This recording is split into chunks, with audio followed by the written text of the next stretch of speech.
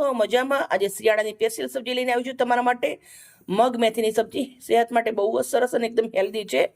તો મેં અડધી વાટકી મગ બાફી દીધા હતા. બાફી મગ અને રેડી છે. મગ મેં માટીની હાંડલીના અંદર બાફ્યા છે. પોણો કલાક લાગ્યો તો. મસ્ત મગ બફાઈ રેડી છે.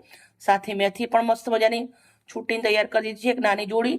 પછી 1 ચમચી આદુ વાટી લેવાનું છે, 1 ચમચી લસણ વાટી લેવાનું છે, અને લીલી હળદર 1 ચમચી વાટી લેવાની છે. સાથે લીલું લસણ થોડું સમારી લેવાનું છે, થોડા લીલા મરચાં 3 થી 4 નંગ, અને લીલા ધાણા. જે બી મસાલા કરી પૂરો વિડીયો તમારા જોડે શેર કરી. આજનો વિડીયો મારો સરસ લાગે તો પ્લીઝ એક લાઈક કરજો. સેહત માટે બહુ જ સરસ સબ્જી છે, જરૂરથી બનાવજો. તેલ ગરમ મૂક્યું છે 1 ચમચો. આ શાક એકદમ ઝટપટ બની જાય એવી તમને બેસ્ટ ટીપ આપી છે હું. તેલ ગરમ થાય એટલે રાઈ અને જીરું નાખું છું 1 ચમચી. રાઈ થોડી તાટકે એટલે અડધી ચમચી હિંગ, આદુ લસણ અને હળદર, લીલા મરચાં, લીલું લસણ તેલના અંદર થોડું એવું સાતળી લેવાનું છે આપણે 2 મિનિટ. લસણ સંતળાઈ જાય એટલે આપણે લીલી મેથી નાખી દેવાની છે. આવી રીતના દંડી ઝીણી ઝીણી કૂણી આવે એ લઈ લેવાની, એના સાથે જ નાખવાની છે. થોડું મીઠું નાખી દઈશું. ધીમા તાપે 2 થી 3 મિનિટ સુધી આવી રીતે એને સાંતળવાનું છે. મેથી હંમેશા ધોઈ અને કોળી કરી લેવાની છે, પાણી વાળી ના રાખવાની મેથીને. હવે આપણે મસાલા કરી લેશું. 1 ચમચી લાલ મરચું નાખું છું, અડધી ચમચી હળદર, અડધી ચમચી મીઠું પહેલા નાખ્યું છે થોડું, 1 ચમચી ધાણા જીરું. મસાલાને સરસ શેકી લેશું તેલના અંદર. હવે આપણે બાફેલા મગ નાખી દેવાના છે. થોડું પાણી નાખવાનું છે અંદર.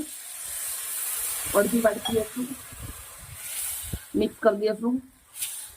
અડધો ગ્લાસ દહીં લીધું છે મેં, અને આવી રીતે દહીંને મેં પૂરું ફેટી લીધું છે. હવે આપણે આના અંદર દહીં નાખી દેવાનું છે.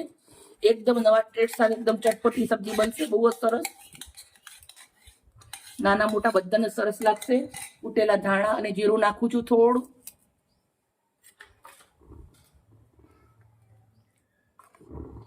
આના સાથે આપણે લીલા ધાણા નાખી દેવાના છે,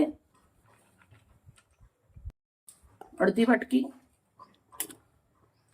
હવે આ સબ્જીને આપણે 5 મિનિટ સુધી ધીમા તાપે પાકવા દેવાની છે. 5 મિનિટ.